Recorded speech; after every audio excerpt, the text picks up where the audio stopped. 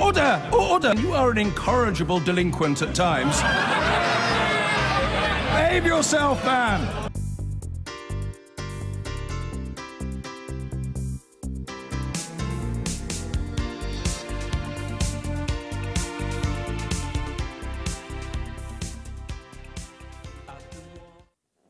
For more than 2 decades, women visiting an abortion clinic in West London have had to walk past anti-abortion demonstrators making their views clear. Well, tonight, the local council in Ealing voted to create an exclusion zone around the clinic to prevent any kind of intimidation. It is the first council to do so, and our correspondent Sejal Carrier joins me now live from Ealing. Sejal, how did they reach that decision? Well, Alistair, the decision tonight is historic. Never before has a local authority in the UK banned public protesters in this way. Ealing Council say, though, this decision was not about the rights and wrongs of abortion. And in their words, they say, but a necessary and appropriate step to protect vulnerable pregnant women.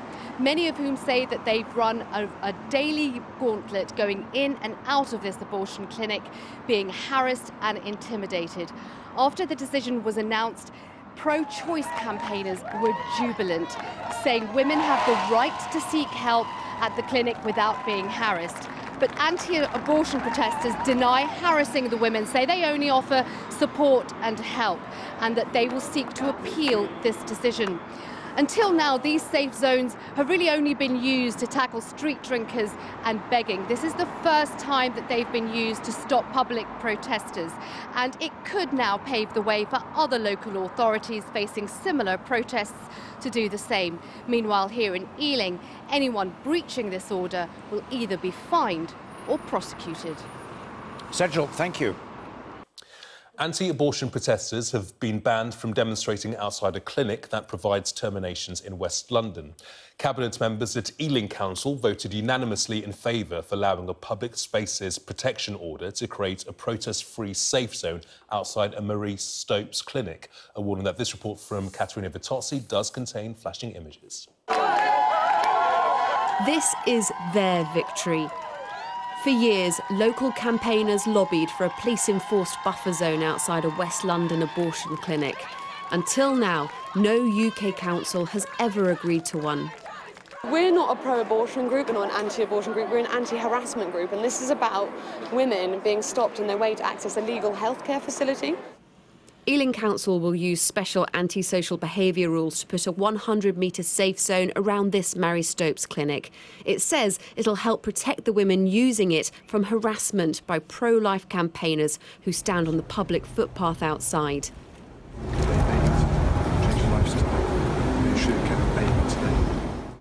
Sky News was shown an incidents log kept by clinic staff. There were dozens of entries over the course of the year.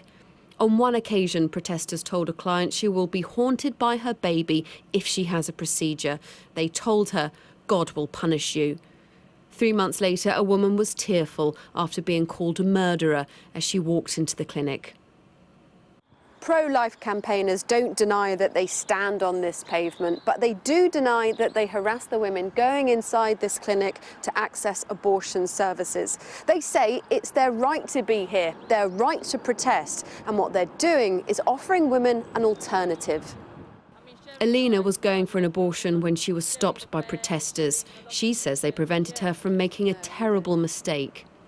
There are so many women that have been having abortion and they can't live with it. We have to think about them. Some women, they live with the regret they have the abortion because they don't have the real choice. No one presenting them with another option.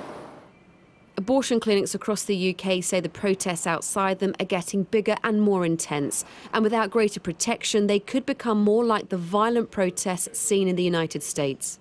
We really hope that Parliament is watching and that they take a cue from Ealing Council's leadership and implement something UK-wide to protect everybody who's trying to access this kind of care. On average, 1 in 3 women in the UK will have an abortion in their lifetime. The government has said it will look at ways to ensure they can do that without fear or intimidation. Caterina Vitozzi, Sky News in Ealing. Well, supporters have hailed the move as a landmark decision they hope will pave the way for other local authorities to do the same. But critics have branded it a form of censorship and authoritarian. I'm joined in the studio by Operations Manager at Sister Supporter, Eve Velio-White. Really good to see you, Eve.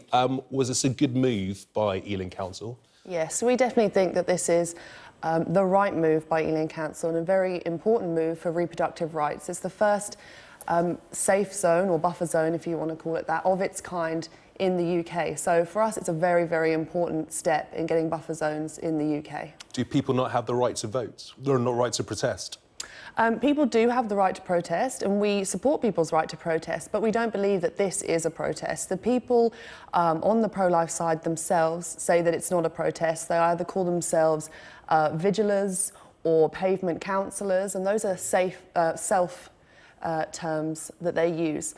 So they are free to protest in anywhere else that they like. So they can take their protest to the council, parliament, the medical council, to actual lawmakers, if that's what they want to do. Just give us a sense of the scenes that are seen outside this clinic and other clinics in the country.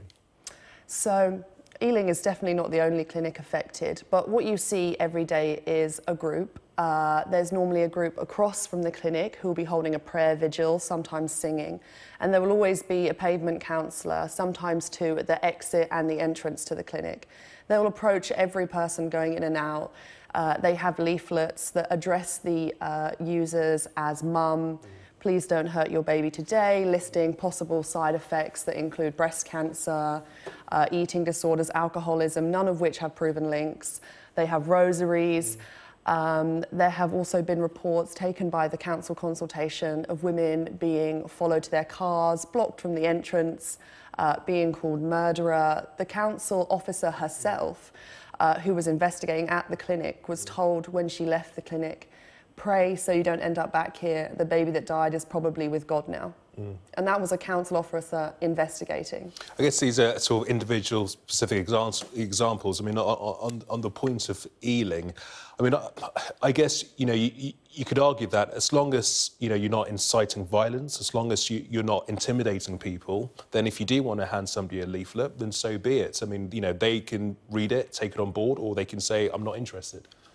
Well, what we've seen from the report, from the council, and also talking to women and statements being sent to us, is that being approached by a stranger who has a clear religious agenda is intimidating. They find that behaviour intimidating, intrusive, distressing.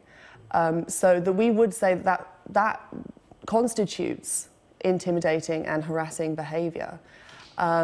And there are also, in the reports, women saying that even though they had declined the offer of the leaflet, the protester was persistent in trying to get the leaflet to them. Is this a precedent for other clinics in the country? Can we expect the same thing? We hope so. There are 9 other councils at the moment looking into something similar. The national consultation has just closed as well, that Amber Rudd, Home Secretary, ordered. So we are awaiting the results of that, and we fully support a nationwide buffer zone, and that is our hope. OK, let's bring in from central London our second guest here, Ms McCulloch, the campaigner from the Good Counsel Network, Claire McCulloch. Claire, really good to see you. Just been talking to Eve here, and she's been saying that actually she's been seeing protesters intimidating, or perhaps not she's been seeing, but protesters have been intimidating women who've been going into this clinic in Ealing, for example, and clinics elsewhere in the country. Is that how you've seen it? Well, obviously, I don't believe there's intimidation. It's taken 18 months to produce testimony, all anonymous testimony, largely provided by the country's largest abortion provider, BPAS, to claim that there is harassment going on. There's virtually no history of complaints about the clinic to the council. You know, this has been whipped up by a local group who got started and just ideologically oppose us. Groups like the Manifesto Club and other civil liberties group who don't agree with what we're doing say there is no harassment. They've come out and witnessed our vigils and they say there's no harassment. These groups just don't believe that we should be allowed to voice any other view. They don't realise that there are hundreds, and I mean hundreds, of women who need help and support, who are not getting it inside the abortion centre. And actually, they've demonstrated a total lack of care for these women altogether. I mean, I would argue that that's untrue. There is now an overwhelming body of evidence collected by different people, ourselves included, but also from the council consultation. There's thousands of pages available online at the Ealing Council website that take statements from clinic users, staff members, Ealing residents, that are not just recent but also historical. So to say that no harassment occurs is to call those people liars, is to say the Ealing Council is lying, to say that women who say that they are traumatised, not just recently but also from 10 years ago before our campaign started, that is to say that they are lying about feeling harassed. Claire? Bring forward those allegations from 10 years ago. The last time I saw Eve and her colleagues, they were pulling the wires out of the sound system on the stage of the March for Life. These people just don't want us to have any approach to women at all. They don't want us to make any witness in public. They just want to shut us up and take us away. There are numbers of women who've given their testimony of the help they've received and the fact that the clinic had offered them no alternative. They were in fact having completely coerced abortions, and this group cares nothing about them. This isn't really about Ealing residents, to be honest. It's about people using the abortion centre. It's about the fact that we're being told that abortion doesn't traumatise you at all, but being offered a leaflet at the gate will cause you post-traumatic stress disorder. This is what they're trying to tell us. A woman it's just reported ridiculous that she claims. was suffering from post-traumatic stress disorder. Many so you're women, calling her a liar many women by saying suffer from that after an abortion. Please. Many women suffer from that after an abortion, and I'm sure anything that happens to her on the day she has her child taken from her in that way, even if she feels that's a necessary choice, may cause her post-traumatic stress disorder to be aggravated. But, you know, it's not handing someone a leaflet that causes post-traumatic stress disorder. Claire, are you concerned at all that you're going to be prevented from carrying out future protests at other clinics up and down the country after this decision by Ealing Council? We don't actually protest. We're there to offer help and support to women. I'm completely aware that BPAS and Mary Stopes, who are losing money by our presence, will be campaigning for this and are heavily represented in the consultation that the Home Office is doing. I mean, they're treated as if they're a government agency a lot of the time. The only voices that are being ignored are the voices of the hundreds of women across the country who have received this help and felt they had no alternative. Nobody cares about these women. They're poor women, they're not white women, they're not middle-class women from Ealing. They're women who have no voice, they're women who have no access to alternatives, they're women who have no rights to public funds. Why don't you want to meet these women and discuss them? The council have whitewashed them out of the report. Many of them submitted testimony. It's not there. And Claire, what will happen if you are banned from being close to clinics, other clinics in the country? Will you continue to hand out leaflets? We've always been law-abiding. We intend to be law-abiding. We will challenge this ruling in any way we can. What will happen is that more women will be coerced into abortions that they don't want. Eve? I think that if you really want to help women, if that's really at the core of what you want to do, why not reform after this decision and set up a regulated, unbiased, properly vetted, non-religiously motivated organisation that women can be referred to via the proper channels. You say hundreds of women. You've never given a figure or a time frame. There are around 7,000 abortions at Ealing every single year. So that ratio is imbalanced. So there are a small minority of women that you're talking about, and we completely agree that nobody should be coerced into abortion. And we are aware that people who do not have a right to remain are only given the option of abortion on the NHS, and we agree that that is wrong because that is removing the woman's choice. Why not set up an organisation for that? That is a separate issue. Claire, final thought from you? Eve. Not that you'd know this, Eve, but we help hundreds of women every year to access maternity care. How many women? Hundreds and hundreds. I'll get a list of the last few years' statistics.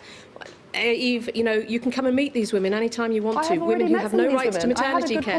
You don't know anything about these women. You shouted them down at the council last night. You have no interest in women at all. Eve, a final thought from you?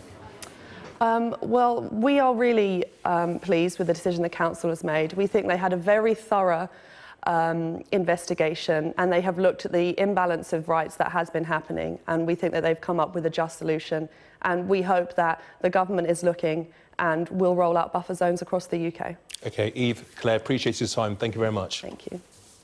Now, campaigners for women's rights are hailing a landmark victory after a local council voted to impose the UK's first buffer zone around an abortion clinic, which had become the focus of daily vigils. Women who tried to attend the West London clinic claimed they felt intimidated and harassed. The council's decision means no protest can be held within 100 metres of the building. Fatima Manji's report has some images that you may find distressing. A victory for pro-choice campaigners. In a first for the UK, Ealing Council in West London has banned anti-abortion activists from approaching women directly outside a clinic. Tonight we have our safe zone and we've made history. For months, this pro-choice group, Sister Supporter, had been campaigning for the regulation. Last night's ruling clearly didn't dent the determination of the pro-lifers, with a vow to keep marching on. And a few days to go before the 100-metre buffer zone comes into place. Even this morning, a couple of them remained at their post right outside the clinic. Staff here say it's a landmark decision, and for too long women have been intimidated while trying to access legal healthcare. They come to us shaking, they come to us crying, they come to us angry, not only them, but their partners, their family members, their friends, and asking why hasn't something been done about this? And what they're experiencing outside is being called murderer. They have things said to them like, "Mummy, mummy, don't kill me, please," or "Please don't kill your baby. You'll be haunted by the ghost of your fetus." Really disturbing remarks. One of the groups involved in vigils outside the clinic denies that sort of harassment. They say they peacefully offer women an alternative to abortion and will take legal action against the council. We do not tolerate harassment of anyone. We want to be there just to make the offer of a leaflet so they can find out what help is there. What about those women who say they have felt harassed and they have felt intimidated? What's your message to them? Oh, I can understand that women may prefer to go in without seeing us there, but for the many, many women, you know, the women who are coerced into abortion are as important as those women, and I have to weigh that momentary distress, which I'd rather we didn't have to cause, against the distress of somebody being coerced into an abortion they do not want. But in their efforts to stop abortions, some groups have been accused of showing women distressing images and false medical information. Hattie Ladd came across activists a few years ago while she entered a clinic for an abortion in Brighton. Showing you sort of plastic fetuses that are actually they're not the right size. They kind of exaggerate the size of the fetus. I think they are misleading you. It's as if they're trying to say there's a conspiracy that like trained medical practitioners are lying to us, and that when you get in the clinic you're being forced into having an abortion. You're not. Every step of the way you're asked, are you sure about this? Do you need counselling? The idea that you're forced into having an abortion and that people need this other kind of outreach for people to kind of step away and back out of an abortion, you don't need it. The decision in West London may just be the first. Councils including Birmingham and Manchester are also considering buffer zones. Meanwhile, the Home Office is consulting on national legislation. Fatima Manji reporting. The borough of Ealing in West London has taken an important step that may set a pattern elsewhere. Councillors there have voted unanimously to impose a public space protection order around a Mary Stopes abortion clinic. The order designed to prevent anti-abortion vigils right outside the clinic. Now, in future, any protest will have to be at least 100 metres away. It's met objections from anti-abortion campaigners, but the argument's not about abortion per se, it's about the right to protest and to directly approach the women walking into the clinic. Well, I'm joined now from Manchester by Beth, who went to a clinic as a student and was made uncomfortable by the presence of pro-life campaigners, and in the studio by Alina, who was approached by pro-life campaigners and decided to keep her child and now joins anti-abortion vigils outside the clinic. Let me start, if I could, with you, Beth. So just take us through the experience outside the clinic and what you didn't like about it. So when I went to the clinic, it was in Buckhurst Hill in Essex, and as I approached the clinic, bear in mind I don't know where I'm going. The only reason I probably knew it was a clinic is Google Maps on my phone, and the fact that these people were outside protesting. There were 2 men, 1 woman, a pace table, some fold-up chairs, and as I got closer I realised that there were lots of tiny model doll fetuses, loads of different sizes, which as a person going in you automatically think that that's what's inside you, which is not true at all. Incredibly misleading. They have leaflets that they hand to you, which on one side show incredibly gory pictures of bloody dead babies, and then on the other side they have a really nice cute picture of a newborn baby and a really happy mum. Did you feel it was harassment as you went in, or could you just have said not today, thank you, and walked past them and ignored them? I mean, obviously that's what I did do, and that's what the majority of people do. But I don't think that necessarily means that it's okay that they're stood there. I think women who are accessing abortion clinics are, a lot of the time, especially in my position, I was a first-year student, I didn't really have any friends at university. You're incredibly vulnerable. You're at a vulnerable point. Yeah. Exactly. Let me put that to Alina, because Alina, your experience is very different. Yeah. So you went, and you were persuaded by the... No, definitely not. Never. I've made my decision. But it was at the steps of the clinic. This is the one in Ealing that's the subject of the... No, I was not in Ealing. I was in central London. Central London. But in Ealing, I just attend the vigils. I've been there myself. The vigil. Yes. But did the vigils work on you? I mean, you were intending to have an abortion when you went there. Definitely. It wasn't planned to have a child, and it wasn't my best moment in life because of my circumstances. I've been sacked by my employer. I didn't have my financial situation very good. I didn't have anyone to take the responsibility with me. I just felt abandoned. I mean, I was literally abandoned. But Beth said it felt something like harassment as these people were showing her pictures of fetuses, and you felt it was helpful when they approached you. It was no harassment, because I just want to say the truth. When I was pregnant 5 weeks and a half, I've been having myself a scan at NHS, and definitely the baby had a heartbeat, yes. And then I had with my second child a scan at 7 weeks' time, and definitely it was a baby. With my third baby, I had a scan at 10 weeks, and definitely is a baby there. It's not nothing else. You're now attending some of these vigils. Yes, I do. Can I ask you, how often do you succeed in persuading someone who goes through? I may correct you here. I'm not persuading anyone. I'm just offering a leaflet, and if they want to accept the help, they are most welcome to come with us. Right, Beth, what do you make of what Alina's saying there? I think that there are people who are paid to do that inside the abortion clinic itself. That's what the lovely nurses who work in these clinics do. There is no need to try and persuade a woman on their way in by someone who has no training, someone who clearly has a biased opinion about what's going on, a complete stranger who has no idea what's going on in that person's life. But Beth, it's not unreasonable to say you should be confronted with the choice you're making and the seriousness of the choice you're making, if that means people are standing As I say, that's what the workers in the clinics do. 1 in 5 people who use Marie Stopes clinics actually choose not to go through with the abortion. When you're in there, you're provided with all the options, given all the support you need, you're provided with counselling before and after. Alina, you're allowed to be at the clinic. You just have to be 100 yards away so that women can choose whether they want to talk to you or whether they want to go in without I may correct truth again. When I call myself to Marie Stopes, they only offer me abortion. I told them my situation, and they said they can offer me only abortion. No other choice I had, Ruth. Right. The only choice, Good Counsel Network, they give me all the choice. Right. We need to leave it there. It's an old discussion. Thank you both very, very much indeed. Cheers.